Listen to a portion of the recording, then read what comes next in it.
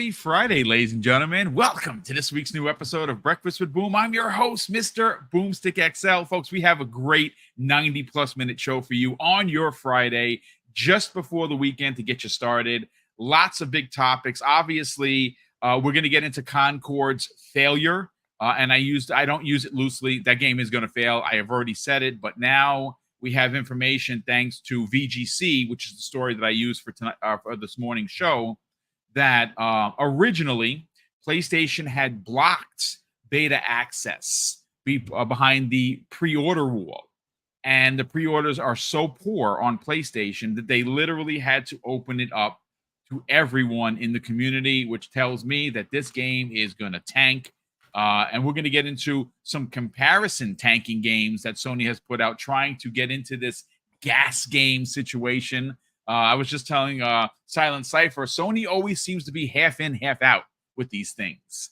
And it's just, it is what it is. But, of course, the main crux of the story is, of course, the hot topic that continues to go all over the place. When that is, of course, the price increase that came the way of Xbox Game Pass Ultimate, going up as high as $20. It got a $3 increase. PC went up a little bit as well. That is now $11.99. They introduced a new tier for new members only, for new people, for new console Game Pass subscribers, that, yes, you do get online access, but you do not get day and date. Me personally, I think that is a mistake. The whole drive of Xbox Game Pass has been the moniker of that you play day one in Game Pass. I personally think that this is it's a miss. And it's a miss because if you want people to play on console that might get a Series S, you taking away the day and date without an explanation. And let me expand on that before I do the intros. My problem is that we don't have any context to how long a new subscriber is going to have to wait to play the new games. Is it 3 months? Is it 6 months? Is it a year? We don't know because they haven't said. But you know what? I have a lot to say on it.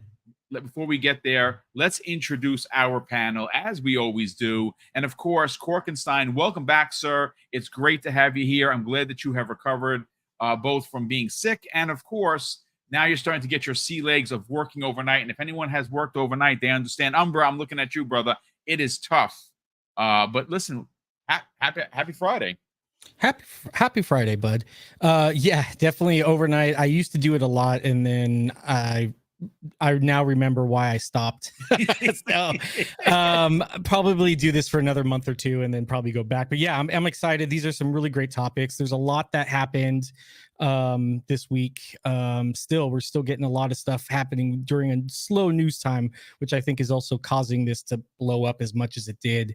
There's not a lot of stuff coming out right now, but we'll get into that a little bit later. But yeah, hi everyone. Well, listen, we're gonna have fun show, and again, that's what it's all about. It's coming to these shows, hanging out with your fellow gamers. We are doing a contest. Hey, if you didn't know, Mrs. Boom and I are giving away 5 double barrel gaming prize packs, and each one of those packs are getting some bonuses, folks.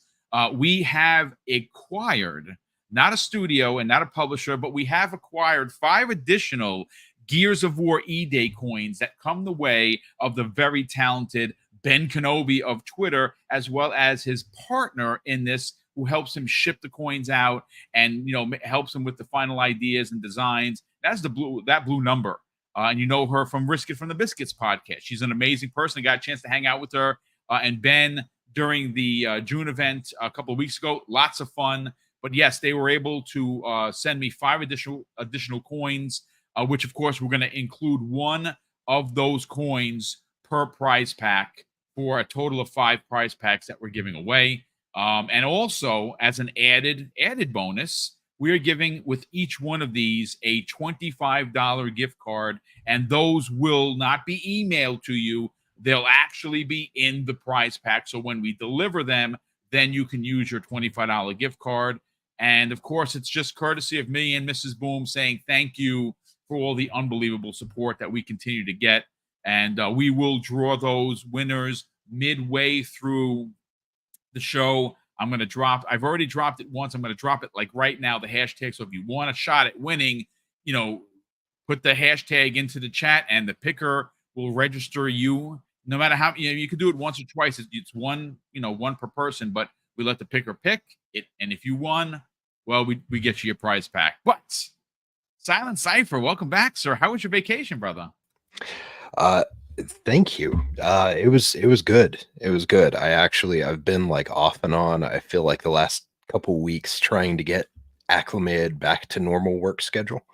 But it's been good. It's been good. I had a lot of time off. I've spent a lot of time doing house projects and stuff. Been playing some games. It's been nice. It's been the breather that I needed during these super hot weeks outside. So yeah, I'm excited about today. Apparently it's going to get pretty spicy and hot in here.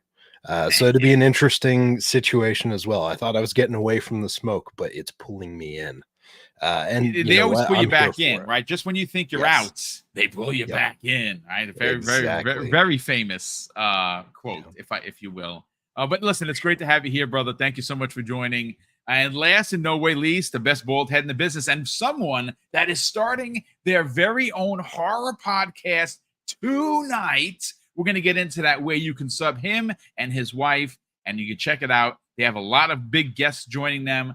I'm going to be popping in next week as well to give my best and, tip opinions of horror. Mrs. Boom and I love it. We watch it religiously. I have some old classics that are my favorite, some new ones as well. But Fuzzy Belvedere, good morning, kind sir. How you feeling? Good morning, everyone. Glad to be here. Man, this week has been some crazy news, but we got a lot of stuff to get into. And like everyone said, it's going to be a spicy one today. But yeah, we'll talk more about the horror podcast stuff a little later. But man, this is going to be a good day. I can feel it. Yeah, it absolutely is. So listen, let's get right into it. And obviously, I see everyone starting to put their hashtags in there. So again, please, folks, by all means, put the hashtag in so you could be picked. Right now, we currently have, and I'll tell you, we have how many people here? Okay, so let me just throw this in. Give me a second. And we have 25 entries so far, so that's great. So obviously keep throwing them in there as we go through the topics, and then midway through we will talk about who are the 5 winners. But we got to get into the opening salvo, if you will. PS5's Concord. This is a free-to-play game. I'm sorry. Hold on a second. Let me rewind that. It is not a free-to-play game, and that's why it's going to fail, but it's a gas game. It's a gas game because Sony has seen the likes of Fortnite and Apex Legends and PUBG, but they've also seen the likes of a direct competitor, and that is Microsoft, and that is Xbox. And they see how much money that they make through Sea of Thieves and Grounded and a few other gas games that are a part of Xbox Game Studios, and they are making money. Halo Infinite is free to play. They are making money. They get $44.99 almost every operation from me because I like buying armor skins. I have dozens of them. I know you can only have so many in your queue, but I like having a lot of Spartans. I play a lot of it. I have a ridiculous amount of days. I think that was almost like 23 days in Halo Infinite. So it's one of those games that I don't mind paying for the armor. And that's a gas game. Well, Sony felt jealous and they want money. But again, like I said in the opening, Silent Cypher, Sony always seems to be half in and half out when they do things. We can give rampant examples, both in hardware and games. You made mention of PlayStation VR 2.0, millions spent in development, R&D and such, and now that thing is just a paperweight, which is unbelievable. And again, it's not it's a typical Sony move. They did it with the PSP, they did it with the Vita, they've done it with both VRs. It's just Sony being a Sony. But don't forget, it's okay. It's Sony. They could do what they want. But we've also seen it in games. We saw it with the Destruction All Stars, when the PlayStation 5 was coming out, that was a launch title. That was a gas game before gas games were like really hot. They said it was going to be $70. No one pre-ordered it. They said, "Oh no, listen, you the fan, you win. It's in game. It's in the service." I played it. I actually enjoyed it. I'm not going to front. It was a fun game. It was Fortnite meets Twisted Metal in a weird way. I enjoyed it. Whatever. Game came out and basically flopped. Well, we've seen it also with other games that they have, dipped their toe into with partnerships. Foam Stars, I mean, yikes. 10 people were playing upon launch. Like, wow, okay, that's a failure. So here we are, Concord. Why are we talking about Concord? Well, it was announced. It was something that they opened the State of Disappointment with, and it was just terrible. It looked terrible. It looked generic. It looked like a dollar store knockoff of, let's say, for instance, you go to pick up Drano, and it's like Drain O, with a big O. So this is really not going to work. I shouldn't get this. That's what it felt like. The characters are just awfully designed, and I'm sorry. I'm not trying to be like a jerk about it, but it looks terrible. So Sony, instead of making it an actual free-to-play Silent Cypher, it is, you got to buy it for $40, and then there's even I think a $90 edition that gives you all the skins and everything. Here's the problem. There's a beta this weekend, and one of the only ways to get into the beta was to pre-order this game. Well, apparently, thanks to VGC, the pre-orders were so terrible and so low that the only people that were actually putting, being a part of the beta were PC. And they needed to open it up to everyone on PlayStation who has a PlayStation Plus account. And now you're in this weekend. So go check it out. So you can check out that jiggly hamburger. But I think this is going to fail. Silent Cypher, let's get your hot take on this. Yeah, I don't know. I miss the days when they first announced this thing, like last year, and it was just a jiggly hamburger. I at least at that point was like, okay, this is interesting. Like, I'm not sure what we're doing, but sure, let's go with it. But then when they showed us again this year, and it literally just looked like it was the dollar store Guardians of the Galaxies in a hero shooter. I'm sorry, hero shooters aren't my thing anyways, but this made me care even less. I looked at it and I was like, this is more generic than Overwatch and some of these other ones I've seen. I just have no interest. It is a bad look when you initially lock your beta access behind pre-orders, and then you end up just opening it up to everyone.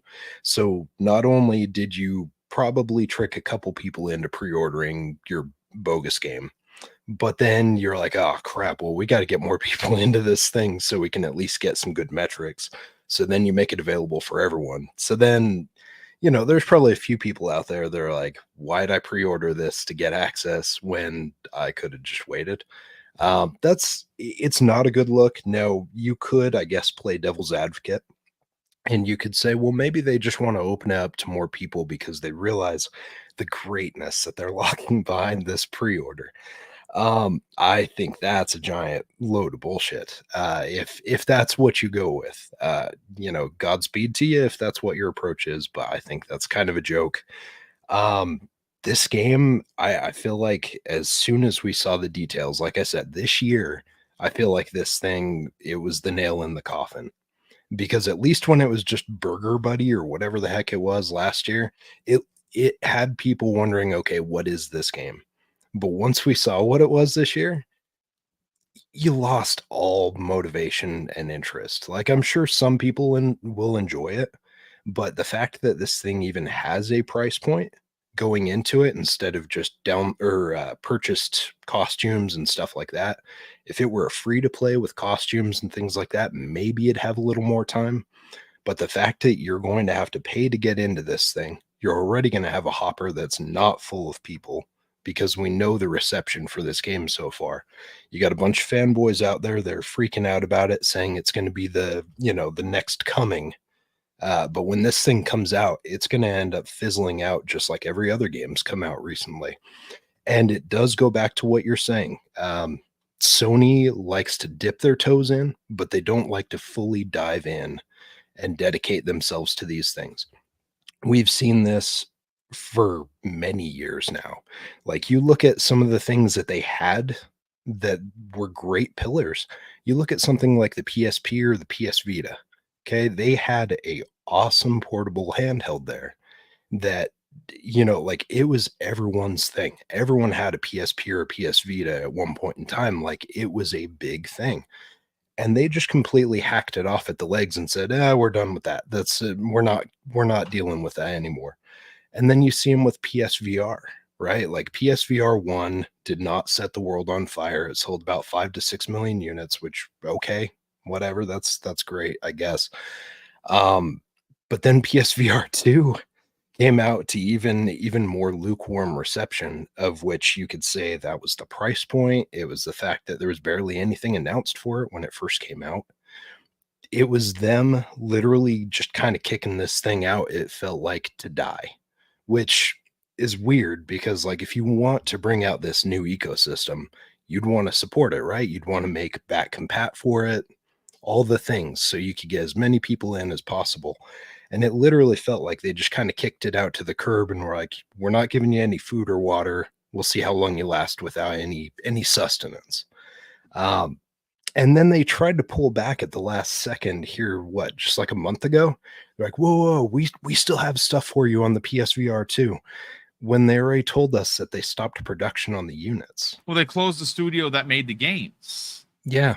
Like, so one of the major studios that actually made the games. You know what's interesting? It's funny you mentioned that. I bet a lot of people didn't know this. Insomniac, before they were purchased by Sony, made a lot of VR games. Like, they are incredibly talented at VR, but they're also carrying the studio. So they could have stepped up, and I don't know how it would have translated to make a Spider-Man. It might have made people throw up trying to swing through the city, but they're really good at VR.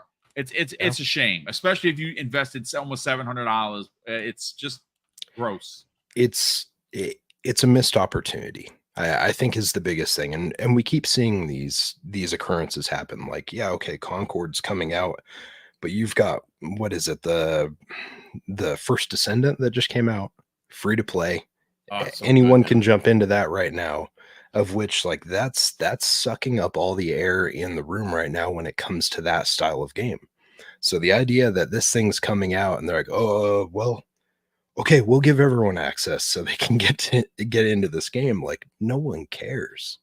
Like, I'm sure there will be a couple fanboys will be on there. They'll be pounding the chest, super excited about it. But I really don't see this thing lasting. I think I said it on here previously. I don't see this thing lasting for more than 6 months before they shutter. Dude, you're giving them too much credit. I think this thing's got 3 weeks worth of legs. It's dead. I'm trying to be generous. I think 6 months is max. Realistically, probably 90 days. Yeah, I mean, we'll see. That's just me. And it's a great point. Great points all around, brother. Again, it's the half in, half out. And you know what, Korkenstein, what is a conundrum to me is everyone knows I'm an Xbox guy first, but I don't dislike the PlayStation. I actually very much like my PlayStation. I dislike Sony. I don't like the way they do their business. It's very egregious. It's very nickeling, diming the customer to death. I don't like it. But I can tell you, as a classic PlayStation fan, I have been dying for a free-to-play game in the form of a Twisted Metal or Last of Us, Last of Us 2 online. Because I did play Last of Us online. I mean, I wasn't a diehard player, but I think that there's enough there to bring me back in as a Sony player. Worse than that, though, is the absence and a perfect model and a perfect old IP to get people excited is SOCOM.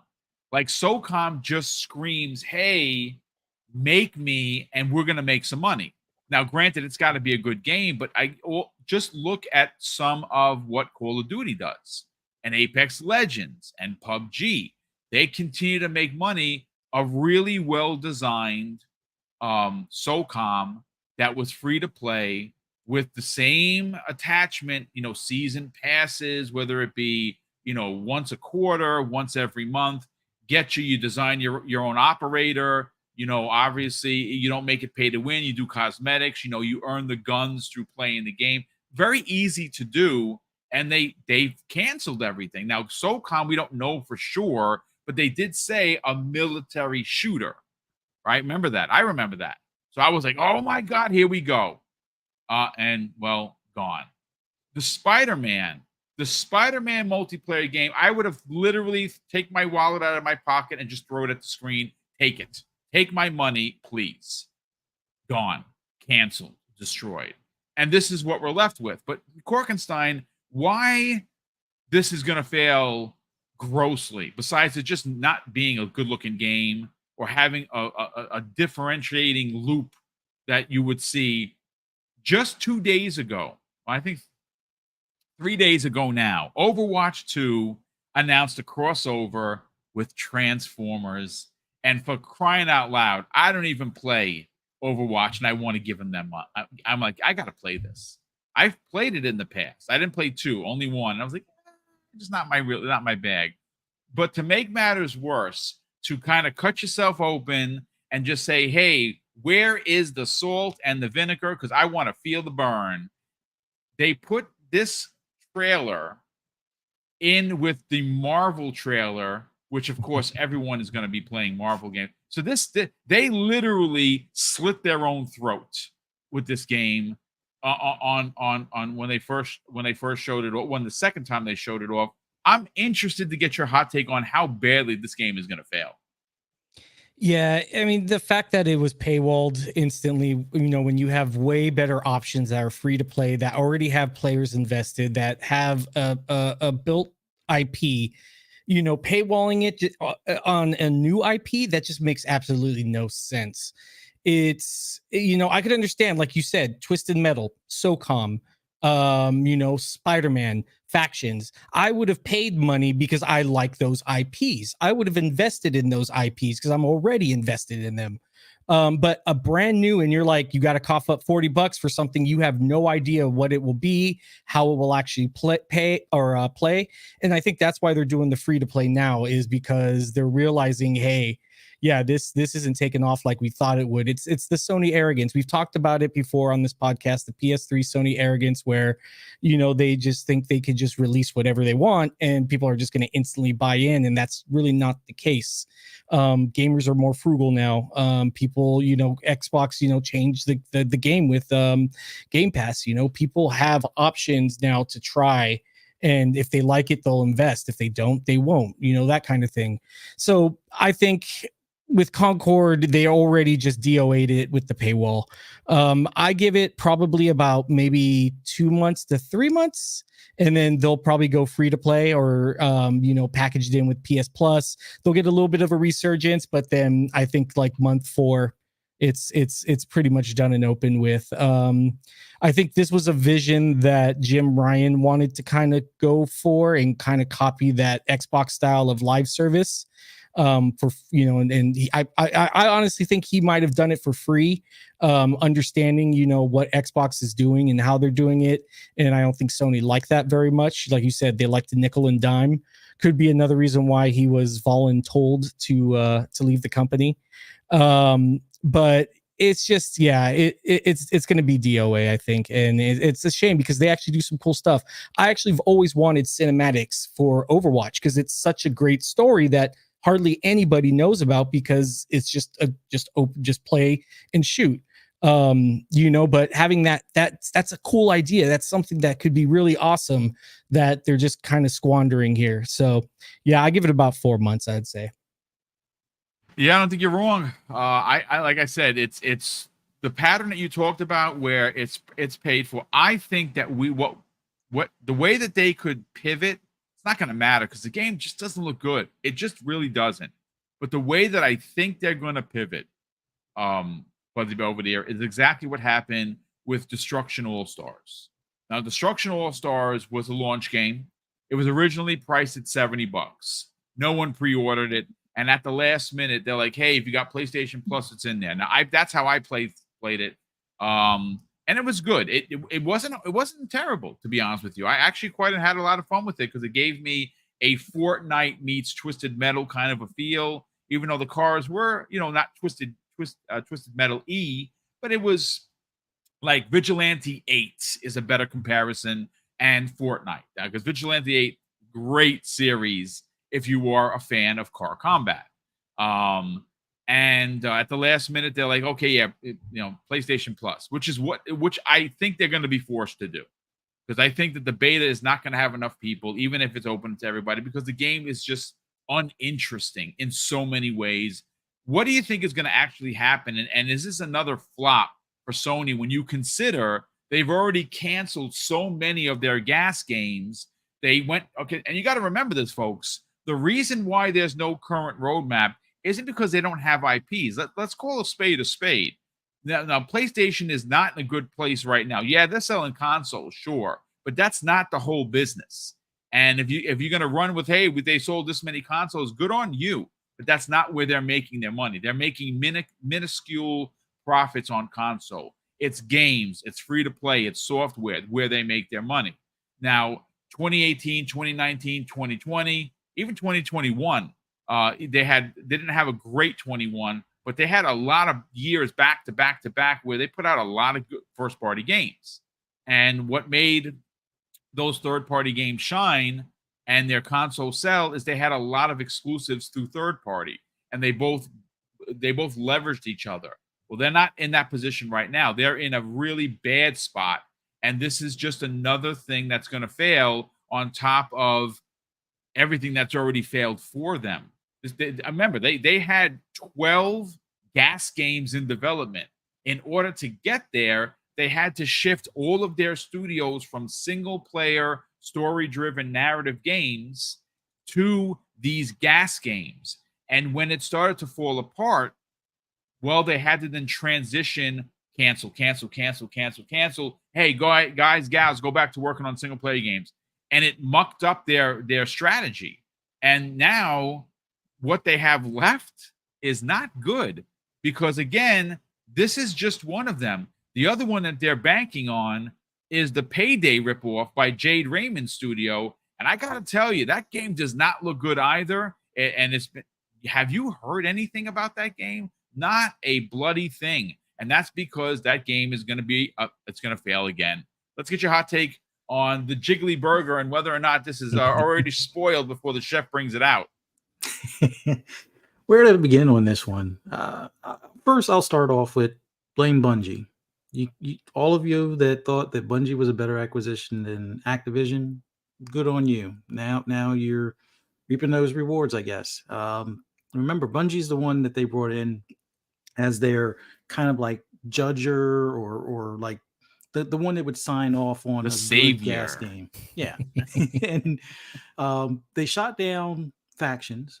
They shot down the Spider-Man game, which, by the way, would have probably outdone Bungie's Destiny 2 and Marathon combined. By leaps and bounds. Yeah. But, Bungie had that authority to shoot them down after they spent all that time, effort, energy, resources, the whole nine. They killed those games. The games they didn't kill, well, I don't think they could have killed Helldivers because that one was too close to release. And I think just hearing how the team that's been on social media respond to things, they wouldn't have put up with it. They would have released the game anyway, or found a way to release it, even if Sony decided, oh well, we're canceling it. Okay, well, we'll take everything that's not your paid for IP and turn it into a different game. But I think that was the behind the scenes stuff on how Helldivers actually made the cut. Destiny, or not Destiny, but Bungie probably tried to kill that, and Arrowhead was able to point out it was better than what Bungie probably said. Now, as far as when it came to Concord, of course they approved that one because it has, at points, when you look at the gameplay, it has kind of a Destiny PvP look with some of the gunplay.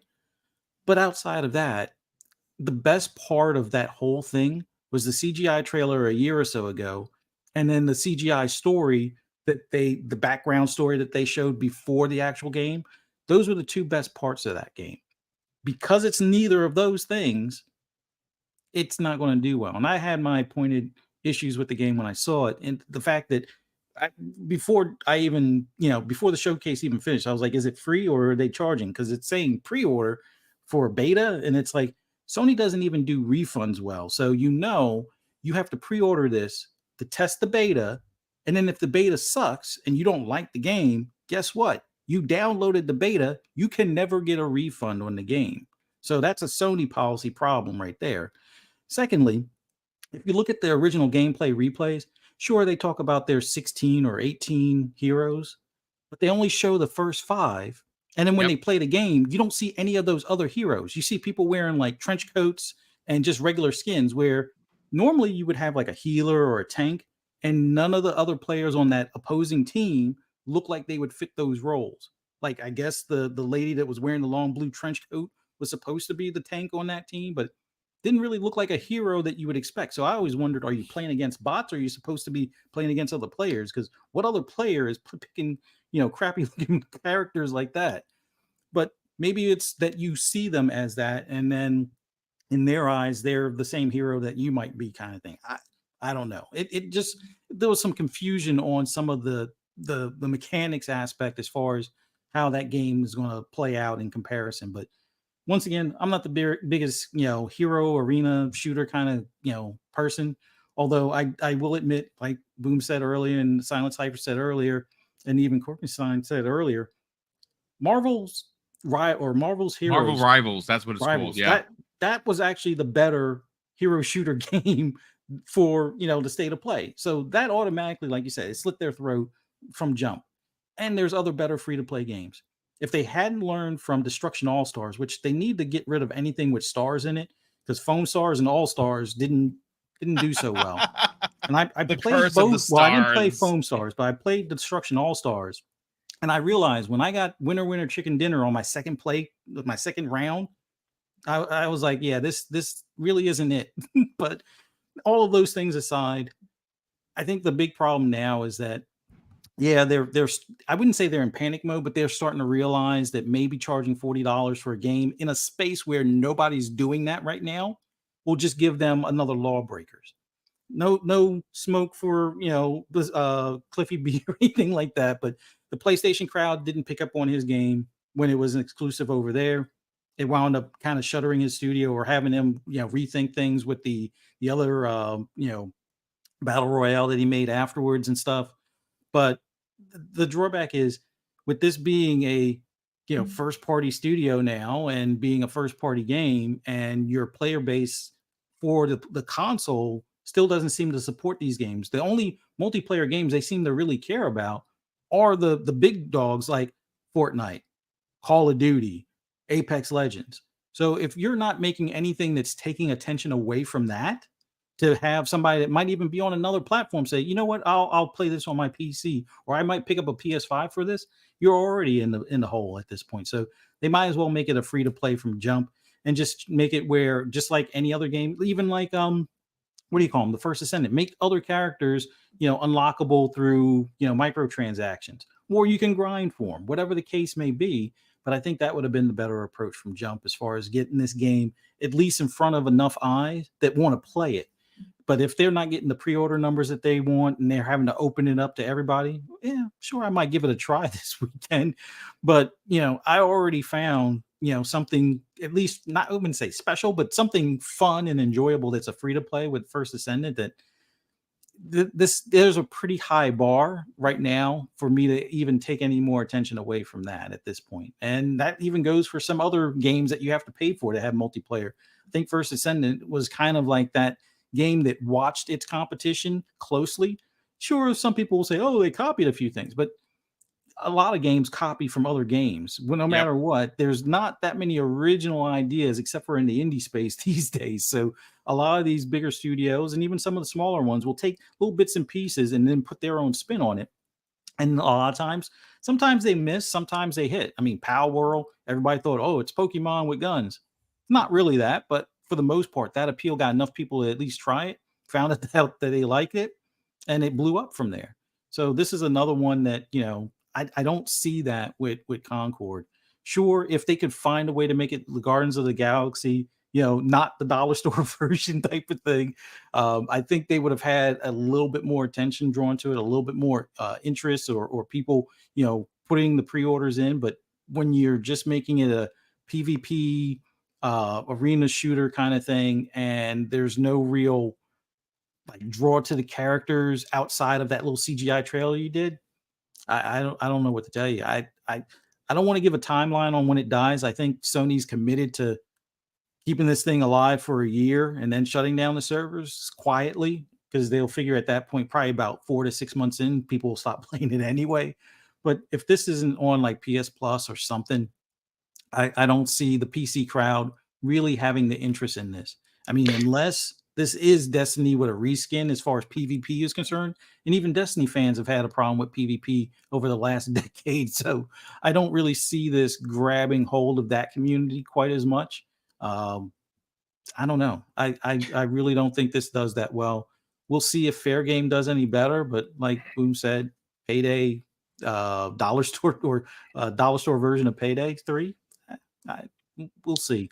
I still think Spider-Man and Factions were their better bets, and whoever the directors are for those games should have said "F you" to whoever's over at Bungie and put money where their mouth was, kind of thing, and say, "All right, let's see which does better, the Final Shape or this game." And I think that would have probably caused some turmoil behind the scenes, which it already has because of all the issues in that regard. But I think it would have wound up better for the PlayStation player crowd. But we'll never know until Jason Schreier releases a tell-all book in like a year or two. So we'll see if that ever happens. We'll see. Silent, you want to drop an additional bar or two? Yeah. So I did want to go back real quick because you mentioned earlier about like the idea of Bungie coming in and potentially killing off Helldivers, and that didn't happen.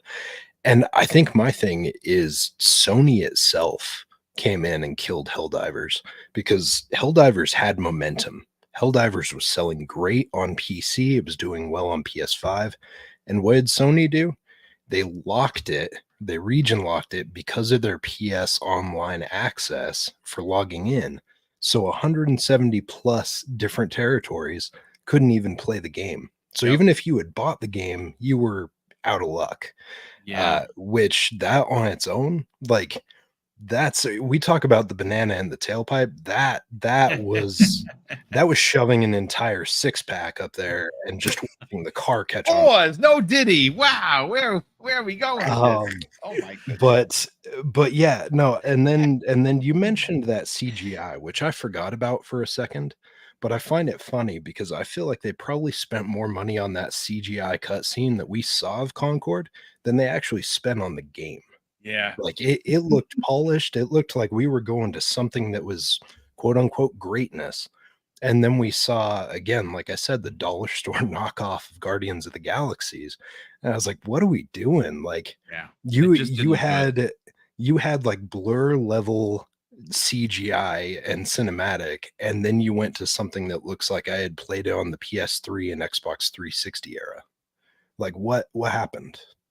I don't know. I feel like it's one of those gotcha moments, right? Like, oh, look at this amazing game. Gotcha. Give me your $40. Listen, everyone had great points. A couple of points of contention. Obviously, this game on your screen is free to play. I saw a couple of people have issue with me actually complaining about Concord and then playing this. This is an Unreal Engine 5 game that looks and plays as good as Bungie's Destiny right now. I've already dropped $50. I'm not sorry that I did. And I bought the season pass, and I bought a bunch of skins, and I love it. I got almost 30 hours in the game. I've unlocked a bunch of achievements. I'm running 2 characters. I have Bunny up to level 28.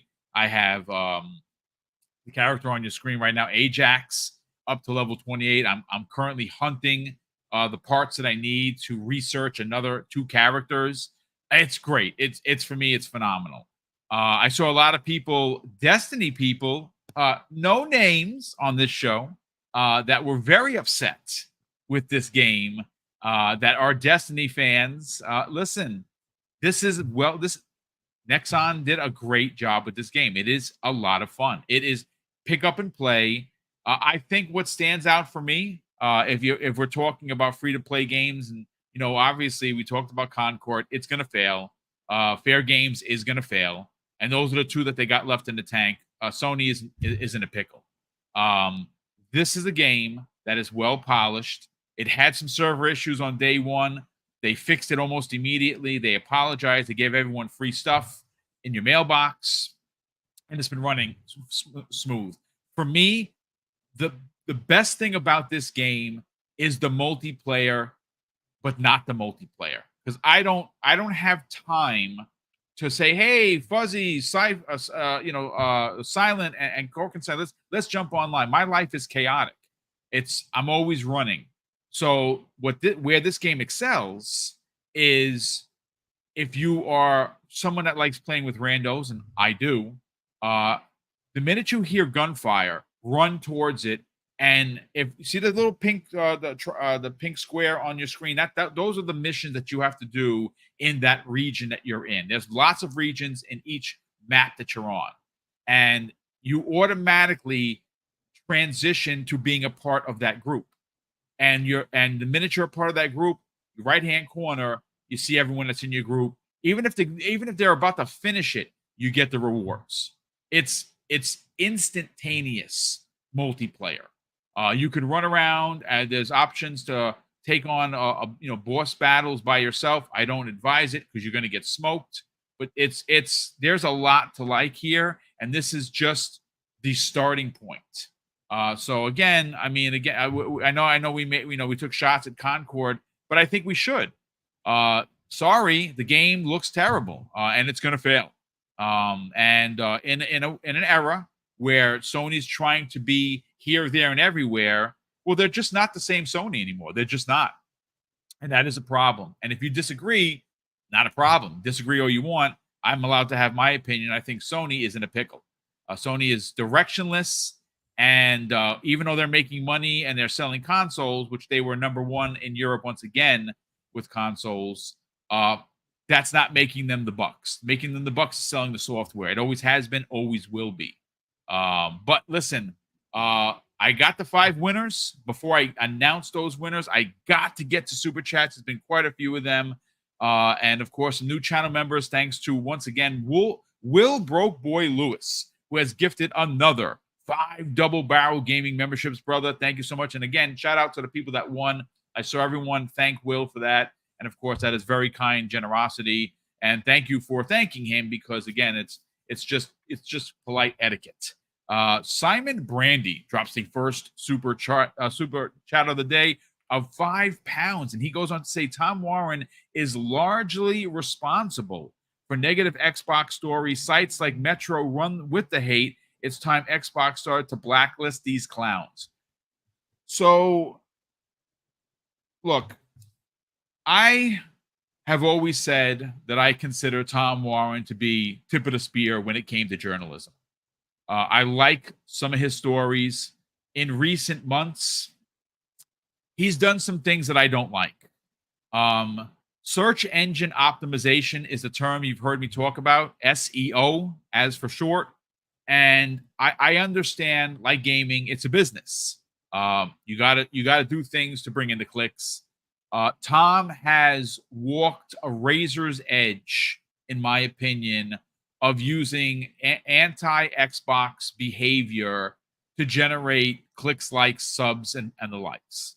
I will tell you, just like I would tell him if I had an opportunity to speak to him in one-to-one format, that I don't like that. I understand the business.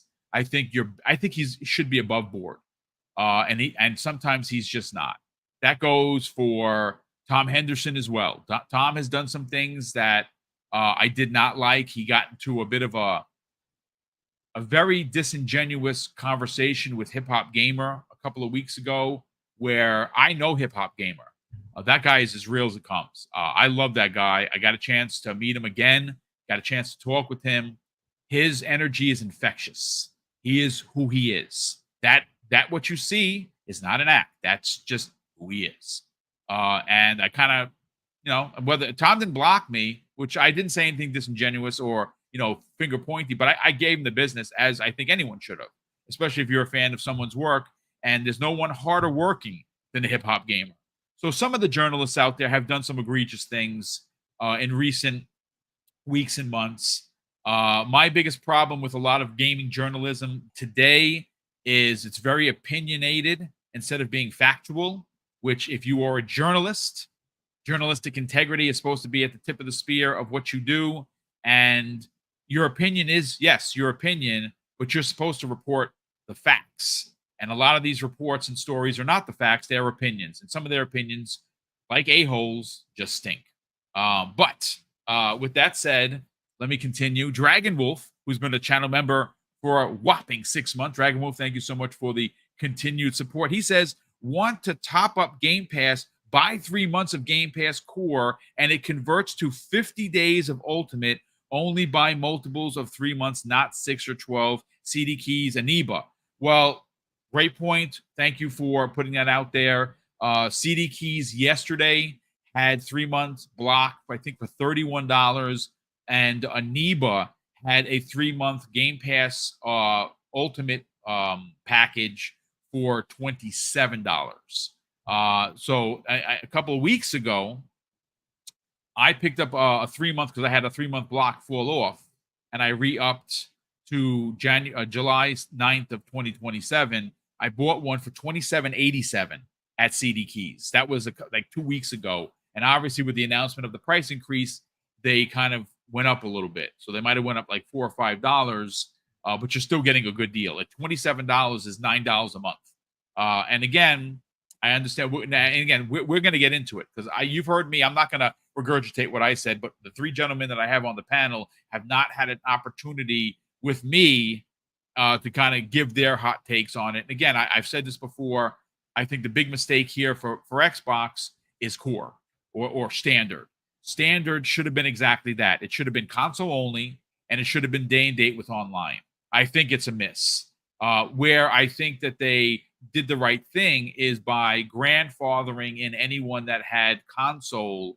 You're still going to get games day and date as long as you don't let your subscription expire, which I think was the right thing to do. This is for new customers only. I don't know if this makes sense, but I think what they're trying to do is funnel people from, hey, why pay $15 and get this when you can pay $20 and get all of this? It's kind of like a car salesman kind of a thing. No, don't go for this one. This one's got all the extras. So again, sometimes they do things. It's just dumb. Microsoft has a real problem with messaging. They have had that problem for years, and I will continue to give them the smoke over it. But thank you, Dragon Wolf, for that. WW Snipes drops a very generous £2, or actually $2 super chat. I think it's Canadian. What a panel. Let's have a great show. And thanks, Snipes, for being here, brother. And thank you for the generosity. We super appreciate it. We also have Rain718. Rain, welcome to the program. And thank you so much for the very generous $20 super chat. He goes on to say, my theory is Bungie eliminated all of their potential competition. They probably knew damn well Concord was trash and signed off on it to make it their own, to make their own game shine. Yeah, I mean, like, obviously, but listen, Bungie they're a great developer. No, I don't think there is a comparable shooter. Like, their shooting mechanics in Destiny 2 specifically, is just tip of the spear. I don't play it anymore. I haven't played since they killed off Cade. That was the last time I actually played it. It's been a long time. Because I was playing that in Destiny, playing that and Division. It comes a point where it's too many of those looter shooters that I got to make time for other games, and both of those fell off for me. But I mean, listen, Bungie is they have a game coming out. I think I don't know if it's this year. The free to I don't even know if it's free to play, to be honest with you. Marathon, I think, was targeted for this year, but it was pushed to 2025. Okay. But I have a feeling it might even be pushed to 2026. Yeah, I mean, I saw it. It does not interest me at all, to be honest with you. But we'll see what happens with that. So thank you so much, Rain, for the very generous $20 super chat. Bold Alpha Wolf drops an outstanding $5 super chat and says, Fuzzy, do you think PlayStation ever does a good a gas game good enough to be competitive? Yeah, there's two possibilities. They got to revisit the Marvel license, which I don't think they'll do, but there is that possibility. But they're going to have to share the profits on that. Whether it's a Spider-Man or just the Marvel universe, I think that could work for them. The other one, take that Horizon Forbidden West game that was like the gas game where they kind of leaked some of the images and it looked like Fortnite. Do away with that, turn that into a Monster Hunter clone with their normal graphics, and I think that's a more solid game for them. You could do microtransactions on cosmetics, and you got the aspect of it's a known IP within their fan base that their fans love. I think turn that into a Monster Hunter type clone where you're just going out there hunting robot dinosaurs and stuff. That could work for them. Yeah, it's definitely possible. So thank you so much, Bold Alpha Wolf. We got Hawk drops a very generous $10 super chat and says, my favorite A teams, Boom, Silent Cypher, Fuzzy, and Korkenstein. Brother, that's very kind of you to say. Thank you. We're glad that you were enjoying the content, and thank you for the generosity. Nathaniel Squire drops a very generous £5 super chat and says, my hello in Welsh. Oh, dude, thank you for actually sounding that out. That is, I would have never gotten it, brother. So thank you so much for that. He says, I feel like PlayStation's starting to go downhill when Sean Layden left and was replaced by Jim Ryan. Yeah, Sean Layden, that dude, I loved when he was running Sony. I don't like the current Sean Layden. He has done some really like console war things. Like that guy he's working for Tencent. He's taken some shots at Phil. He's taken a lot of shots recently of Xbox. I don't get it. I don't understand it, because if you don't know what happened to Sean, Sony did that dude so dastardly. Yes, that word dastardly is because I'm old. It's unbelievable. Like he came to work, his key card didn't work. He's like, it's not working. Security, escort out the building. Like they did him dirty like that. So why he's defending? I don't know if he didn't get the memo. They waited for him to get. I don't even think he was able to get his sneakers, because you have in the office you have your shoes and you got your sneakers that you just kind of tuck your feet into when you get in there. You know what I'm talking about, folks. He didn't even get his kicks back. They were like, nope, we threw everything out. Here's a box. And he's out here doing some console war stuff. Sean, come on, man. Be above board. Be better than that. I mean, that's the thing about Sean, right? Is like even back in the day, like when he was top of the world and he was rocking things at Sony, he has always been like, if you watch some of his interviews or you see some of his one-on-ones and stuff, he has always kind of been a prick. But that being said, he was a savvy businessman and he did a really good job with Sony at that time. So like, I can't fault him for that. But the problem is I feel like because now he's not part of like the main industry, he's off doing his thing in Tencent.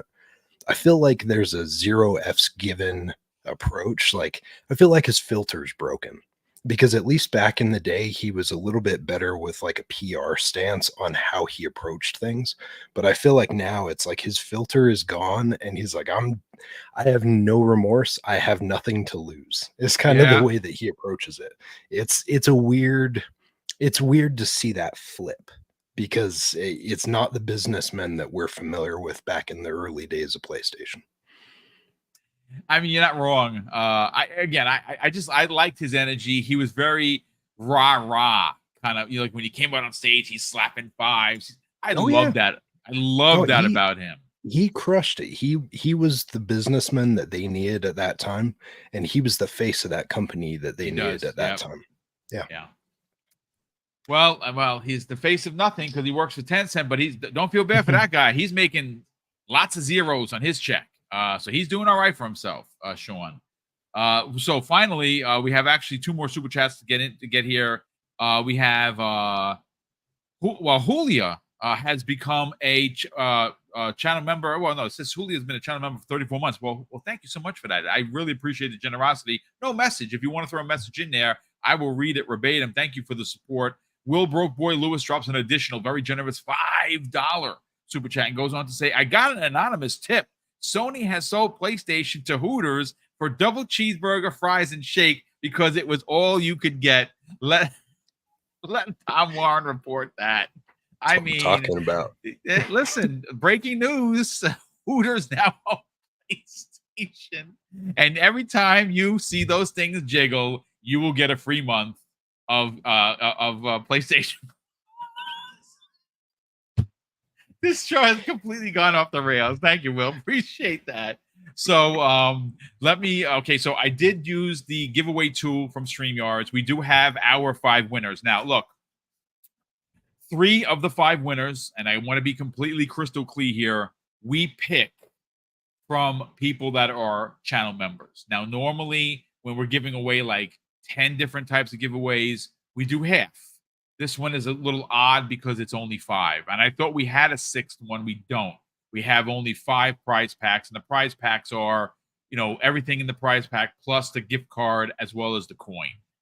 So the winners that we have picked, and I didn't pick them, the giveaway tool has picked them.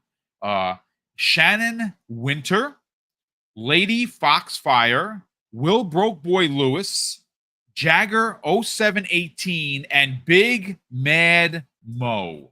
Those are your winners. Now, FYI, normally I like leave the show and I'm mailing the stuff out.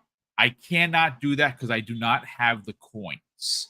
The coins have not been delivered as of yet. So what I'm going to do, obviously, is I'm going to reach out to everybody the minute I get the coins, because that's all I'm waiting for. And of course, I got to get the $25 gift cards when the show is done. The price packs are done. These are just bonuses that we're adding into it. I don't have the coins to give away, and I'm not going to ship it twice because it's already going to cost us. Each box is $20. And again, I know that's not anyone's problem. It's our problem, but we do pay for that. So to make shipping more, I guess, affordable, we're not going to ship coins and gift cards separately. We're going to wait till we have everything. So hopefully by the beginning of next week, we'll have the coins. The minute I get them, the 5 boxes will be shipped, and I will send you the tracking numbers. I'm using USPS because each box that you can send is like 18, whatever it is, and you just whatever fits, it fits, and everything does fit in those boxes. So once again, Shannon Winter, Lady Foxfire, Will Broke Boy Lewis, Jagger 0718, and Big Mad Mo are the winners of the Christmas in July giveaway that we're doing. I didn't even sell it as that, but that's actually what it is. It's Christmas in July, and well, congratulations to all the winners. Thank you for everyone that has tuned in to watch the show. We still got quite a bit to go to because we obviously have a big topic to get into. But again, thank you so much. Fuzzy, I'm going to go to you first. So this week, big news happened with Xbox, and we all expected that there was going to be a price increase after ABK. The minute they had confirmed that Black Ops 6 was going into Game Pass day and date, you kind of knew that that was the nail in the coffin, that the money people, the money men and women of the board were going to be like, yeah, listen, we want our pound of flesh. Because again, Xbox went to Big Papa and said, we need $70 billion for this. And now Big Bank wants their money, and that's Microsoft.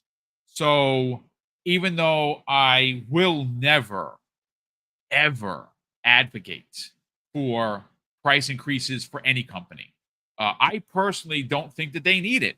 I think they're going to make so much money. It's ridiculous. But I do understand the business of it. I don't like it. And I haven't paid, and I'm not fronting, folks. I'm being straight up honest with you. I don't think I have paid full boat for Xbox Game Pass since inception. Like after summer of 17, when they were like, hey, buy it for whatever the hell it was. Was it $10, $11? I don't even remember, to be honest with you. I paid for it then. And then, of course, I guess a year later, they, cards, 3-month cards, 6 months cards. That's how I did it. And, again, I tell everyone I'm a guy that has no problem spending money, but I'm also a guy on a pension. And even though my pension is really good, it does have a ceiling. You hear me say that all the time. So I make it, as a consumer, I spend the due diligence, if you will, to go and find these cards and load up. But again, you've heard my takes on it. I don't want to regurgitate it, but I do want to hear from the panel. And I want to go first to Fuzzy Belvedere. Fuzzy, let's get your hot takes. So, your points of contention for the price increase, the highs and lows of it. What are your thoughts? Well, like you said, I'm not for price increases on anything, whether it's subscriptions, car costs, gas, eggs, whatever. I don't like having to pay more. I don't think anybody really likes paying more. Don't forget cream cheese, brother. My favorite. But yeah, is it something that I'm not happy about? Sure, I'm not happy about it. But in the grand scheme of things, I'm retired as well. Not a pension, just 401k and other investments and stuff. So I think I'm on an even tighter budget as far as that's concerned. So what I've done, even before this announcement, and I kind of knew that this was going to be something in the works, like you said, when ABK was announced, or the finalized deal, I went and started collecting as many Microsoft Rewards points as I possibly could. And I did the math, looking back on my rewards points history from 2017 to today. I have Game Pass covered until I think 3 months short of 2028 at this point. Holy crap, dude. And That is awesome. And I've only paid out of pocket from 2017 to 2028, well, 3 months short of 2028. I've only paid around $190 total to have that covered for Ultimate. Folks, and that's winning. That's winning right there. I've had over 800,000, probably. I think it's, when I looked at it, was either 840 or 860, 860,000 Microsoft Reward points, which I usually wait until November-ish, where the reward amount goes down from 35 for the 3-month card to 28. And they only do that around a certain time of year. So with the exception of just a couple of days ago, all of them say that I've cashed in those points for the 28,000 points for the 3-month cards. And I usually do 3 to 5 at a time, and then load them up. And then I just did another 2 because I was already good until 2027 to begin with. So I did another 2, and I bought 3 cards from CD Keys, which I'm holding on to one, and then put the other one in, type of thing. So I'm good up until 2028, which gives me a year at least into the next generation potentially, to have Game Pass and everything. And at that point, I'll probably have enough Microsoft Rewards points to put in another 6 months or so. So it's I'm frugal. I try my best to make every penny squeal I can, and I suggest people do the same. Now, I'm not going to tell you how to spend your money or what have you, but if you can save money, or if I can show you ways to save money, I'll try my best to point you in that direction. But for me, $20 a month, it's still within reason for what you get. I think for me, once it gets past 25 a month, that's when it's if I don't have Microsoft Rewards points to fall back on, and if CD Keys deal is beyond the equivalent of, let's say, $45 for a 3-month card. Right now, I think they're hovering around 26, 27 for a 3-month card, which puts you right around that, a little less than $10 a month kind of thing. But when it starts making the CD Keys cards start going up to $20 a month, that's when I might have to reevaluate things. But until that point, I'm fine with Game Pass in its current form. I'm curious to see what other things may change down the road, whether we get more things like Game Pass Mobile rolled into that. But whatever the case is, I know that they're supposed to unveil the Microsoft Store for mobile here soon, but I'm not a fan of paying more. Most of the games I buy nowadays are through CD Keys, or I think it's Deals GG, which is another one that you can get discounts on, not only PC games, but also on console games that are the digital codes and things. Just make sure you check your region. as well as make sure you get it for the correct platform. But outside of that, it sucks. I'm looking at streaming services now where Netflix, I think, is getting ready to do another price increase. Yep, they sure the hell are, dude. Yeah. So I'm reevaluating that, even where I'm looking at cable again, where I think Comcast in my area has a $80 a month deal where you actually still get HBO and Cinemax streaming service included with that 80. I mean, you get the channel, but you also get the streaming service, I guess, for like when you're on the road. You also get all the logins so you could do the streaming for the other channels, because a lot of channels like Discovery and stuff have their own streaming. And usually, if you have cable and you have Discovery, you can stream it as well, without the box type of deal. So I'm at the point where if Amazon does another price increase, and Netflix does another price increase, and Disney does another price increase, I might just go back to cable, because at that point it would be cheaper. And I think at this rate where a lot of them are putting in commercials, I mean, I'd rather deal with cable commercials. At least they're more targeted, because a lot of times I'll see, like, on, like, from what I remember for cable TV, it's like, oh, the actual commercial that the channel was showing gets overrun by whatever some commercial company bid with Comcast for my region, kind of thing. But yeah, it sucks. But I encourage people to look within what their budget or what their means are, and if it still jives with the value that you see in that, by all means continue subscribing.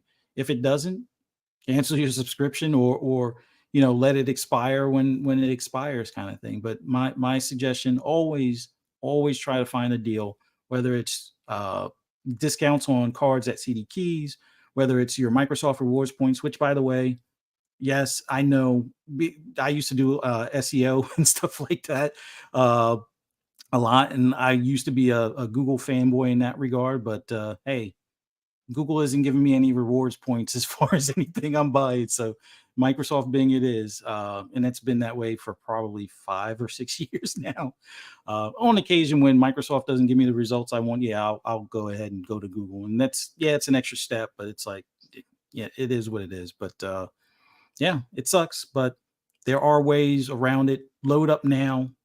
I'm pretty sure this is kind of the thing they want anyway, where they want to push people to Ultimate. They want to have, like, from what we've heard before, it's like 80% of people in Ultimate. So I think they want 100% in Ultimate.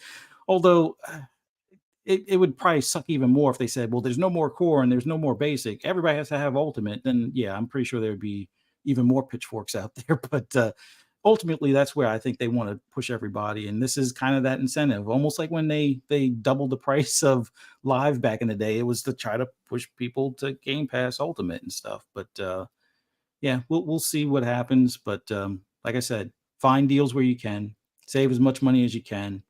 Try not to give the extra dollars if you can. Like I'm a strong advocate of that. Even when buying cars, like, get your auto loan ahead of time. Email every dealer on cars.com. Have your best out of the door price, and go from there. With this, you can't really do that with Game Pass, but you can buy the discount cars, and especially around the holidays, you'll probably see them on Target as well. Because I think the last time I bought cards was from Target. Target, Amazon, Best Buy, they all do these deals at the end. But a CD, like I said, Aniba and CD Keys, those are the two that I recommend, because they're like legit. Be super, super careful about eBaying or any of these other sites. You got to go to this site, then they redirect you to it. Be careful with those, because one, do it through PayPal so you're protected. If something happens with CD Keys or with Aniba, their customer service is phenomenal, but you're also protected under PayPal. Those are the two that I would recommend, and those two battle it out for prices. They are both fantastic. So yeah, good stuff, Fuzzy. So look, value, right? Value in 2024 is a talking point. I know people make fun of, me putting on the big boy pants and having to talk about eggs and milk and cream cheese, things of that nature. Folks, I don't know if you saw the video. There's a video that's gone viral, where it was a guy comparing groceries from, I think, 4 years ago to this year. $100 in 2020 versus $100 in 2024, the same groceries came to $400. So $100 in 2020, 2024, $400. That's a reality. If you are, and again, that's the thing. It doesn't even matter if you're single, you have 2 kids, 1 kid, no kids. Me and Miss Boom don't have any kids. I mean, technically Tyler's like my son, and my partner's son is like basically my son as well. But we're not parents like that. So we have, we do spend, but we don't spend like if they were living in our home, and everything has become ridiculously expensive. So it hurts when you have your entertainment get price increases. Now, Amazon Prime gone up. I remember that thing was $89. It might have even been cheaper when it started. It might have been like $79. And now it's like, I think $180. And we gladly pay it because we use it for everything. Netflix has gone up. Netflix was $10. I think it was like $7.99 when it first came out. And the unlimited was like $10. Now look at it, it's almost $30. Right? Everything has gone up. Now again, I'm not making excuses. Silent Cypher. Everything has gone up. Say no. If you can get a deal, find your deal. So I went back and I wanted, because I'm an evidence-based conversation kind of a guy, because again, numbers, we can all have our opinions. You really can't argue the numbers. The numbers are the real telltale, right? So I went back and I want to say, how much money worth of value was reported for Game Pass in 2023? Let me go find those numbers. And I actually found them. So last year, 2023, Game Pass added 150 games worth over $5,000 if you were to go out and buy these games the traditional way, as we all did. So the price all of last year, if I'm not mistaken, for Game Pass was $17 a month. 17 times 12, well, that's the number. That is a fraction of the amount of value that was added to Xbox Game Pass. Now, of those 150 games, how many did you play? I don't know. Was it 10? Was it 50? Did you play all 150? I don't know. So again, value subjective in regards to the 150 games, whether they were worth your time or they weren't. But the fact of the matter is that they added $5,000 worth of value for a service that was costing you $16. And the truth of the matter is, and again, this is where we get into the clear as glass, Mr. BoomStick XL. I didn't pay $17 a month. My average pay per month for Game Pass was probably around $9 because of all the CD key stuff that I wound up buying. Silent Cypher, I haven't had a chance to talk with you. Let's get into the weeds, if you will, about the price increase, whether it be worth it. I know that we had let me see, someone had asked something in here. Who was it? Somebody had asked what was the Stage on X. Welcome, brother. Nice to have you in the chat. He had actually asked a question, which I'll pose to you. At what price point does it price you out for Game Pass? So I know Fuzzy made mention of it. So it gets anything higher than $30, he might have to step to the side. By all means, take it away. I mean, for me, I'm not in the same situation as you guys. Obviously, like you're both retired, so you've got different financial situations than I do.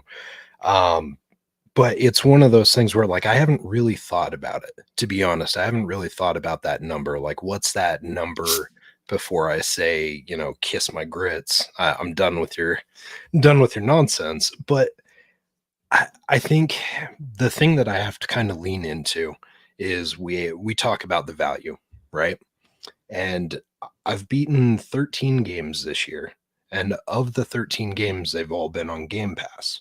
Wow. Now, great. If I had bought those games separate, because I calculated it out a few days ago, just because it was part of conversation, those games would have been $490 by themselves for all 13. So, as far as like the actual value for me, it's definitely still in a situation where like there's value for me personally, because I'm like you guys, I'm always finding the best deal for myself when I purchase my Game Pass. I would encourage everyone to do the same. Like anyone who's paying regular price for it, I don't mean to be that guy, but like do better for yourself. Like there are deals. You just have to keep your eyes open. Now, you guys did touch on it, and I completely agree, is like make sure whoever you're purchasing from, it is a secure purchase. Make sure that it's a well-known name. Like you said, Aniba and CD Keys. I think even back in the day, Green Man Gaming, some of those are ones that I used, and they were well-known services and offers. You can also use stuff like I think there's a couple other ones where they'll actually alert you. It's kind of like what Cheap Ass Gamer used to do, where they would update you on the pricing and let you know about the discounts. Yep.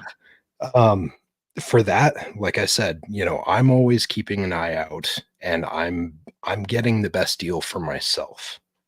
I've never paid full price for Game Pass ever since it came out, because when it first came out, they converted my my time over anyways. Yep. Of which I had already had Xbox Live and all that stuff. I had gotten that on a deal also. Why? Because I'm a frugal gamer when I want to make sure that I'm getting the best value. But I'm not a poor gamer by any means. Like I'll buy a game if I want to buy a game. But the thing is, it's like this service is there. It's something off to the side that I use all the time. I've got plenty of games if I canceled Game Pass today to last me probably for the rest of my life. I got plenty of games there to play. So I'm not concerned with it. And if I ever had to pull the trigger because they did something egregious, so be it. It is what it is. I'm not a fan of the increase. I honestly I knew that something was going to come. And I think we even talked about it on here, is I didn't think that they were going to add a new tier to the Game Pass service. I thought they were just going to increase the prices. Well, it turns out I was half right, because apparently there is going to be a tier 2. So I take the L on that one. I didn't think they were going to try and muddy things by adding another tier. And I feel like that's one thing we talk about communication all the time. I don't like when they continue to add different tiers and stuff, because even though generally like we can look at this stuff and it makes sense, people who aren't in this ecosystem, who are just jumping in as first-time customers, when they see these things, it's a lot. There's a lot of detail. There's a lot of specific niceties to the certain ones, but there's certain restrictions that you have per tier. So like for us, we live it, we breathe it, we see it all the time. So it makes sense. But I would argue trying to get new consumers into this, the more you muddy those waters and the more confusing you make it for people, the worse it's going to be, because you're going to have people that will get scared away just by seeing all of the options, right? Yeah. Like there is such thing as just decision paralysis. I run into it all the time when I go up to my Xbox. I jump into my library and I'm like, what am I going to play? And you've got dozens of games that are sitting right there, and you see it and you're like, well, maybe I'll just watch a movie, because you see all that and you're like, well, I can't decide right now. So with that, I think I would personally like them to just have a couple tiers at max, because I think it makes the narrative easier. 3 is the max, in my opinion. Yeah. And I know they didn't change prices for specific things, but again, the more tiers and versions that you have with certain restrictions, the harder it's going to be for someone who isn't part of this ecosystem to care or to be interested. When they see it, they're going to be like, nah, that seems like too much of a hassle. I'm good. But going back to the Game Pass and pricing and all that stuff, like I said, do your due diligence as a consumer, get yourself the best deal. I personally am not going to feel guilty or shed a tear the fact that I'm not paying Microsoft full tilt for Game Pass. I never will. Why? Because again, they're a multi-trillion-dollar company, and they're increasing the prices on me now, of which, as a consumer, I will do what's best for me. I'm Yep. not concerned what's best for Microsoft and their $3 trillion budget or whatever. That doesn't make me not sleep at night if I discount their price by a couple bucks. They can suck it up. That's their problem, not mine. With that being said, you just because something is region locked does not mean you can't get those cards either. If you need to, you can use a VPN to bypass that. Yep. So if, for example, you find Baldur's Gate for 20 bucks about 4 weeks after it comes out, but it's only available in Africa, you do what I do. You get a VPN, you bypass the region lock, and you get the game for $20. You do what's best for you as a consumer. And if you don't like the prices they're offering, you have the right to look around and find the best price. And if you decide the service isn't for you anymore because of the pricing, you don't have to pay them. You vote with your wallet. You do what's best for you. You play the games where it makes the most sense for you. That doesn't impact me negatively. And I hope that everyone does their research when they go into buying these games. Because again, like, we have real life expenses that we have to pay. I remember, you talk about price increases. You don't have to do a lot of research to see those price increases. Yep. You could go to McDonald's right now. You remember the dollar menu? That doesn't exist anymore. Gone. Yeah. You don't get a cheeseburger for $1 anymore. You get it for like $2.20. There's no dollar discount anymore. Like, you don't get out of McDonald's parking lot without paying at least $8 or $9 for even their cheapest combo anymore. And it used to be that it was only $5. Yeah. So it's obvious there. Like, I grabbed soda on my grocery order today, and I remember when I was working for Pepsi, it was not uncommon to get a 5 for $10 on 12 packs. Okay, that's $2 per 12 pack. Yeah, crazy. Good luck with that. Now it's like it's like $18 if you wanted 5 12 packs. Are you freaking kidding me? A bottle of soda is $3.09 in Stop and Shop. I literally just did food shopping before the show after I dropped off Mrs. Boom. And $100 that I spent, 107 and change, was like 3 bags, dude. Like, ridiculous. Yeah. On sale, the 12 packs I saw today, it was buy 2 get 1 free, and the cost per 12 pack was $10. So if you break that out, you're talking just under $7 per 12 pack for a deal, of which that's not the world I'm used to living in, right? Like, it's insane. The prices have increased across everything, and it is what it is. But that being said, again, just make sure that you're utilizing the options that you have ahead of you as a consumer to get the best deal you can, because real life takes precedence. Your bills, all that stuff takes precedence. So if you can cut cost elsewhere, do it. Why not, right? I mean, listen, entertainment is always the first thing to go, Korkenstein, right? We do not need it, but we need it, right? Like, you want to chill and watch a film or a show or play a game. And again, there are a lot of free to play games out there. But I'm not a Fortnite guy. I mean, I buy skins when they have, like, characters that I like, and I played for a little bit. A game like the First Descendant is a great. I mean, again, you don't have to spend a dime. I spent money because I really like the game, but I want to get your hot take on some of the increasing. The prices and the smoke for me to give Microsoft is not for current customers. Current customers, especially if you're a console Game Pass subscriber, you are not affected.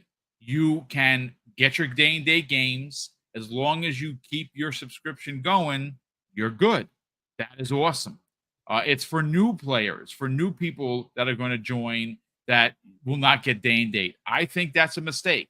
I think there is a world where you could have given online day and date, but instead of offering cloud and PC and, like anywhere else, it would have been just, it's console. It's the console right in front of you. That box is where this stays.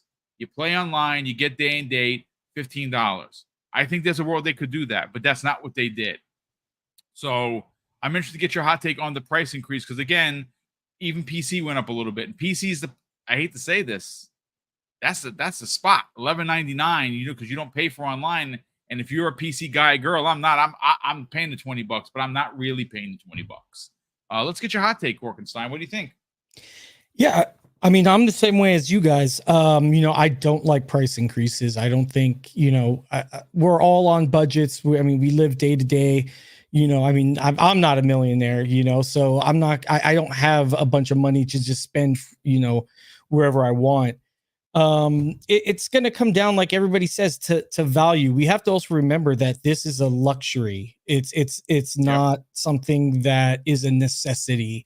If gaming's a necessity for you, that you might have a small problem there. But it's a luxury. It's something that we choose to indulge in. And that's where I think that's where the value comes into it. What does this luxury that you're doing, value to you? And if, like I said, if it's too much, just like Silent Cypher said, then, dip out, do another service, drop down to another level, whatever it is, you have to decide what that value means to you. And I vote with your wallet. That's what I've always said. I just used Aniba. Like I said, you guys hit it on the nail on the head. I know the deal that you were talking about, Boom. I actually had a discount code for 10% off. Nice. So I was able to get it for $24. So pretty much I got 18 months for about like 140, which ain't bad at all. No. So that comes out to about $7 a month.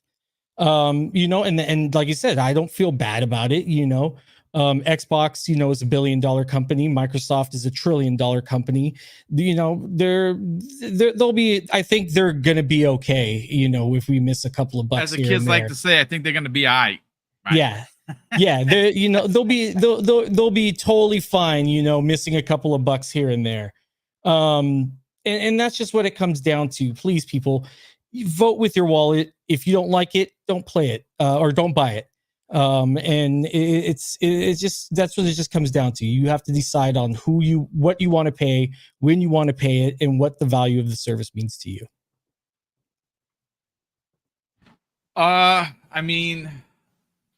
Search for a deal. I think everyone has really, I think the consensus here is don't feel bad for Daddy or Microsoft. Don't do that. They're going to be okay. They are $1 trillion company for a reason. And again, these aren't illegal codes. These companies buy these codes from Microsoft. Like they literally buy them from Xbox and they put them in their service and they get them at a deal. And what does it do? It gets people into the service. They get a deal. I feel that I've won and Microsoft is still making money. Right? They're not getting full boat like they would for, so there's some people that are like, yeah, whatever. I just got it on auto renew and it just goes. That's awesome. But like I said, I am a guy that puts myself out there. I'm on a pension. My pension's really good. I work super hard for it, but it has a ceiling. So if I can get a deal as a customer, especially in the world that we are currently living in, you gotta take the deal. You got to take the deal. But let me just make sure I'm caught up on Super Chats, ladies and gentlemen. We are at the 90-minute mark. Normally during the summer months, I shorten the shows a little bit because, again, news is there's been big news this week, but most weeks it's been, I'm kind of doing like a lot of behind the scenes reading and writing to not make up topics, but bring topics to the conversation that would normally, would get drowned out. So, I appreciate everyone tuning in. We had over 650 people, live viewers, both across from Twitter and YouTube, which is great. Mrs. Boom and I are officially, as of this morning, 175 subscribers away from 15K, which is freaking awesome. If you are finding the channel for the first time, please consider subscribing. We would greatly appreciate it. Before we get to outros, I'll make sure we're caught up on super chats and channel membership questions, but I just want to kind of put it out there again. These are your 5 winners for the Double Barrel Gaming prize pack that is going to include a Gears of War E-Day coin, courtesy of That Blue Number and Ben Kenobi of Twitter. They sent we asked for it. We requested an additional 5 because we've already given out. I think we gave out 9 or 10 of them. And we wanted 5 more specifically because it's a very limited coin. They were able to oblige, which is great. And to add some more honey to the pot, so to speak, Mrs. Boom and I are also adding a $25 Xbox Live gift card. Those cards normally I send digitally, not this particular time. I'm actually going to send you a card. It's going to be a part of the delivered prize pack. So the winners are Shannon Winter, Lady Foxfire, Will Broke Boy Lewis, Jagger 0718, and Big Mad Mo. Now, what I need from you fine folks, and I believe I might have someone's address already, but again, just because I don't save it. Usually when someone sends me their address, I don't even save it as a Word document. I literally write it, copy and paste it, print out the label, and then I delete it because I don't want to be responsible for anyone's information. So if you did win one of the packages, you got to send me your first and last name and your address. And like I said, the minute we get the coins, we will mail everything out to you. And I'll even send you the notification of the shipping and, of course, the tracking number. We are using USPS because they do sell the boxes where anything that fits in the box goes for $18.70, whatever it is. So, of course, congratulations to all the winners. Thank you for everyone that tuned in for today with your shot.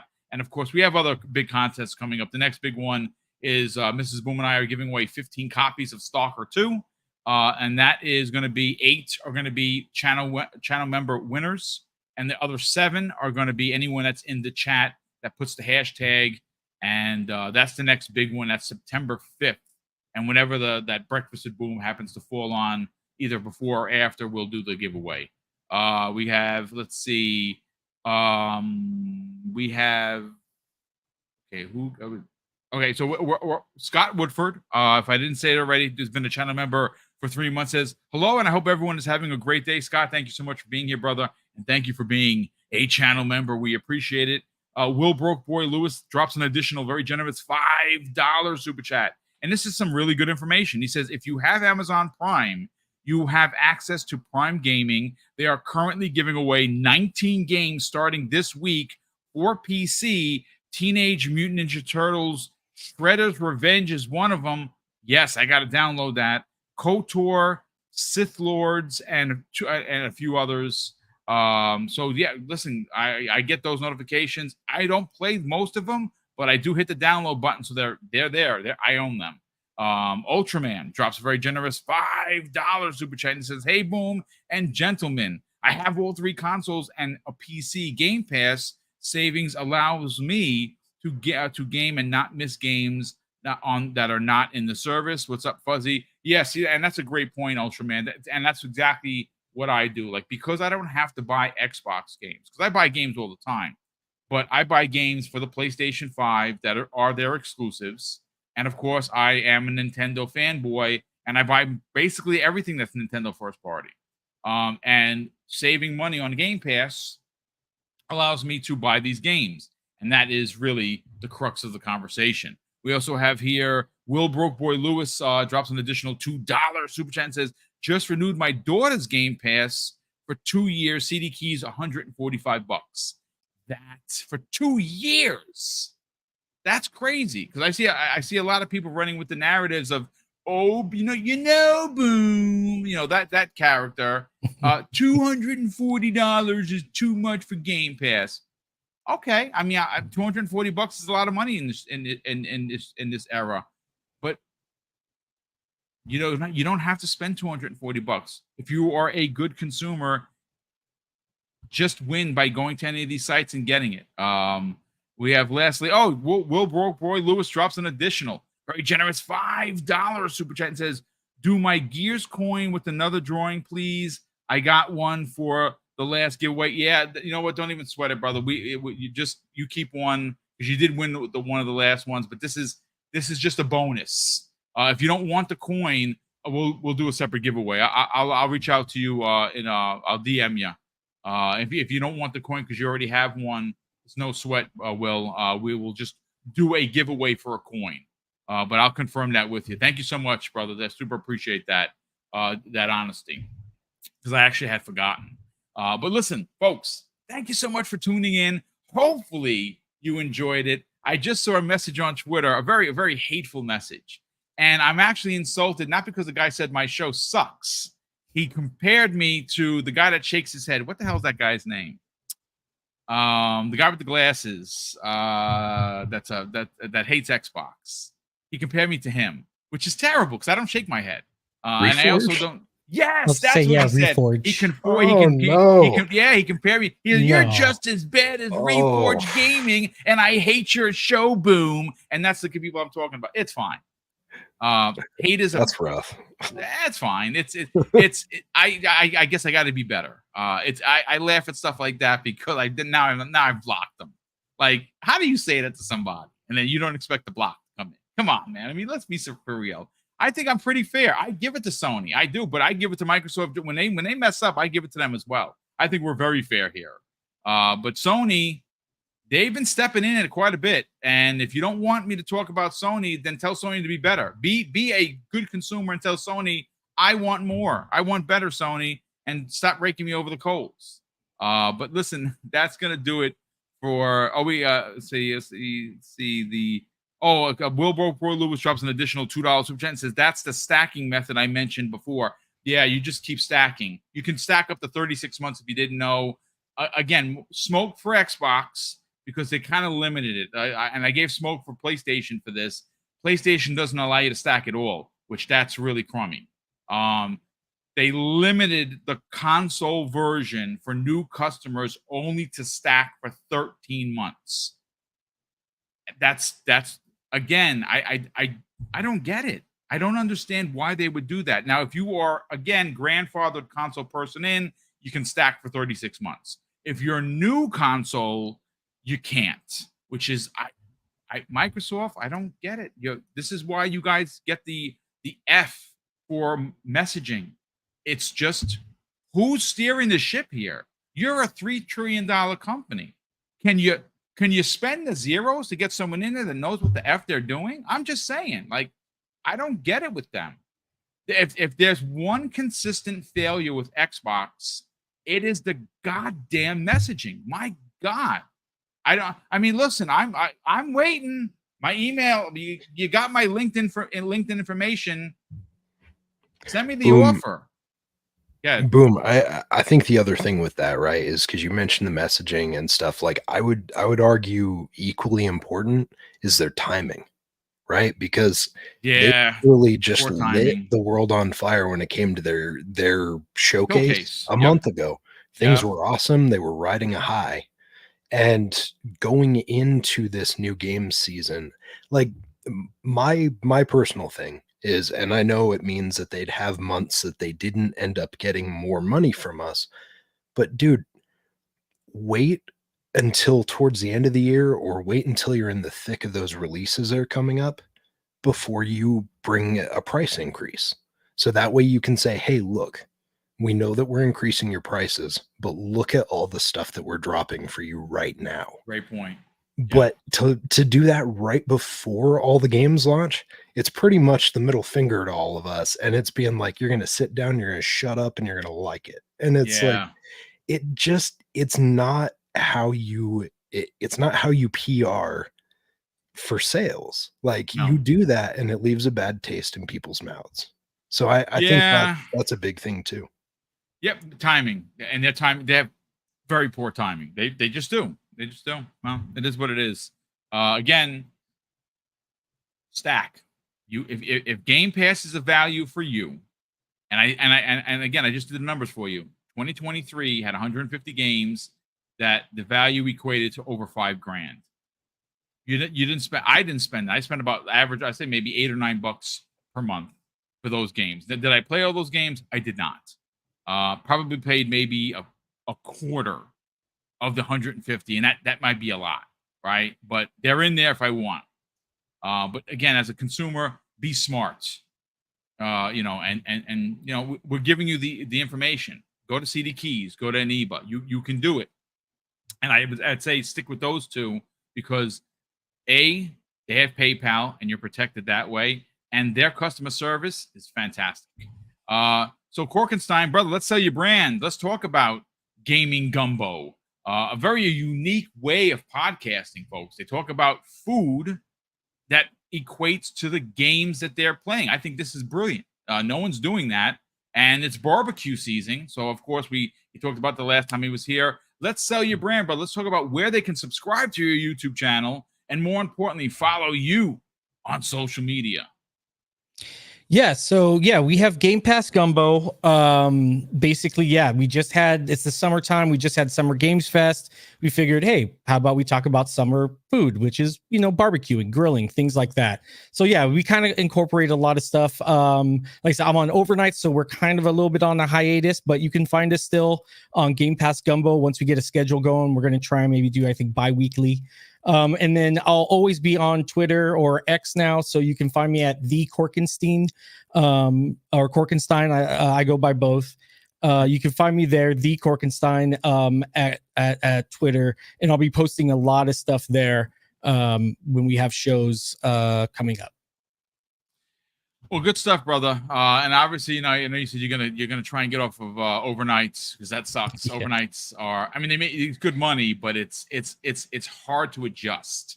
To midnight. It really is. So obviously, thank you so much for joining us, brother, and can't wait to see you guys get back onto your podcast gaming schedule.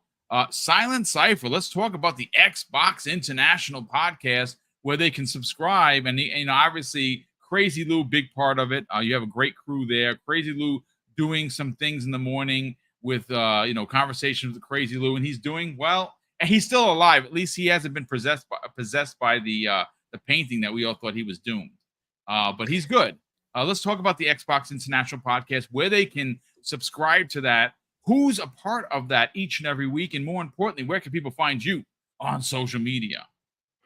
Well, yes, Boom. He's good for now, but I'm convinced that one of these days I'm going to jump on and he's just going to be like a black-eyed, soulless zombie. Because I think that painting is a little possessed. That painting has one of those stories that you hear in horror movies. It just really does.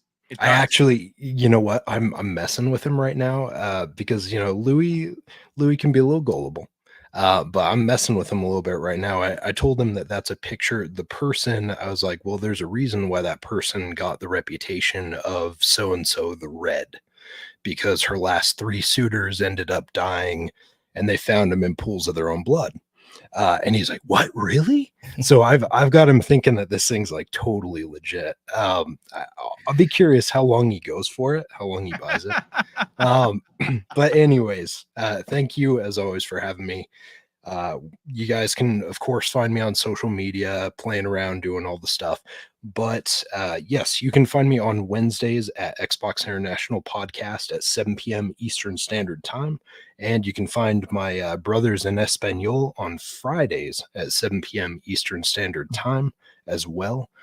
We've been doing some more games online with the community. So if you guys are ever interested in playing some Halo and some of these other games, I think they just played Fall Guys last night, if I remember that's correctly. Such a great game. That's a game you can pick up and play anytime. That's a lot of fun.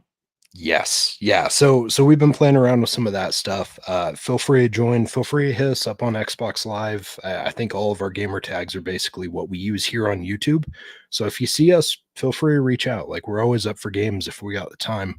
And then I actually have something which I'm not going to jump into too much detail because I'm going to let Fuzzy talk mainly about this, but I'm going to be on a special brand new podcast this evening, which will dovetail into what Fuzzy's going to talk about. But I'm excited to be included with it. And chat, you guys were awesome today. Thank you all for having me, and we'll see you in a couple weeks.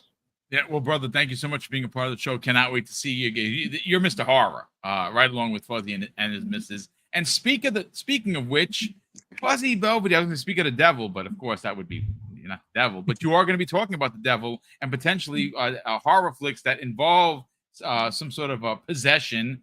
You have a new podcast, folks. If you are someone like me and Mrs. Boom who appreciate horror. It's part of our, daily watching. We've always been big horror fans. I'm saving my some of my history with horror for when I'm going to be on next week. I'm going to be a guest with him and the missus on their new horror podcast. Let's talk about that. Where could people check this out? Because tonight, the first episode is happening. I believe Silent Cypher and Wilmy Hood, both horror fans, are going to be on it. Where can they subscribe? What's going on? And where can people find you on social media? Oh, well, first, just want to thank you for having me on. Always awesome being on here with you, Boom, as well as Silent Cypher and Korkenstein. I greatly appreciate you guys, feedback on gaming and your takes and everything. And thank you for everybody in the chat. Greatly appreciate you guys taking the time to check us out. We greatly appreciate it. Hit the like button, subscribe if you haven't already. For the new podcast I'll be doing with my wife, and we'll have special guests. We'll have rotating panels. You'll see a lot of the same panel members, but also some guests rotating in and out, like Boom said. This Friday or tonight at 6 p.m. Eastern time, do a search for Ferocious Fee on YouTube. I'll try to drop the link into the chat in a few moments, but we'll be talking about possession this first episode, but it'll be everything from zombies to supernatural to slashers. If you're into horror movies, any particular genre, each week we'll have something new. Now, later this month, we'll be going to some of the horror conventions. In fact, we'll be extras in a horror movie here shortly as well. But on Fridays at 6 p.m. Eastern time, just follow me on Twitter at fuzzy_Belvedere. My wife is Ferocious Fee. I believe it's just Ferocious Fee 78, and 78 is not her birth date. It's for Dawn of the Dead, or Night of the Living Dead. No, Dawn of the Dead, the original release date. I think it was Dawn of the Dead, but pretty sure the original one was 78. I'm pretty sure of it. But if you're a fan of that genre, or even if you're even into the horror video games, whether it's Resident Evil or things along those lines, like even Once Human, I think can kind of fall into that genre with the supernatural to some extent. We'll have episodes talking about those games as well. But just follow me on Twitter. Follow Ferocious Fee 78 on Twitter. Do a search for Ferocious Fee on YouTube. Once again, it'll be 6 p.m. Eastern Standard Time tonight. And then shortly after, I'll also be on Xbox Ultimate on Fun Speculation's channel. Just do a search for Fun Speculation. If you don't already know him in the gaming space, great channel, great group of guys that's on the panel. Always talking positivity about the games, but we will have, some mince words for some of the nonsense that goes on. But looking to have a great time tonight. Hope to see as many people at both of the podcasts for tonight. And thanks again for coming to check this podcast out. Oh, and by the way, hope to see you guys here next Monday, 12 noon, Xbox lunch break special. Hopefully see you guys in the chat. Thanks again. Thank you very much. And again, a big thank you to all of the watchers of the live show, to continue watching the show. That's also been checking out some of the ways I've been cutting down the show to make it more digestible, because I know sometimes people are, real life, you only have 10, 15, 20 minutes sometimes instead of for 2 hours. So I've been cutting them down and putting them up as just videos. And we've gotten a lot of really positive feedback that people, again, that don't have the time for the 2-hour show, like the one particular topic, they watch it. And thank you for supporting that new way of doing. I had to bend my will to the algorithm of YouTube. They'll never bend for me. I had to bend for them. But wait a second, Ben. Hold on a second. No Diddy. What are we talking about here? Ladies and gentlemen, again, thank you so much for supporting Double Barrel Gaming. Mrs. Boom and I are incredibly grateful for all the support. And of course, we want to close out today's show. Well, before that, thank you to all of the super chats, all of the channel members that continue to support behind the scenes. We honestly, truly appreciate that. And of course, I'm going to close out the show with something that's incredibly important to me. Hopefully one day it'll be important to you. And that's something that my dad taught us when we were kids. And he would say, Craig, treat others how you want to be treated. And also, it doesn't cost anything to be nice. You live by those rules, son. I can guarantee you're going to have an awesome day. So take care, everyone. And we'll see you next week on the newest episode of Breakfast with Boom.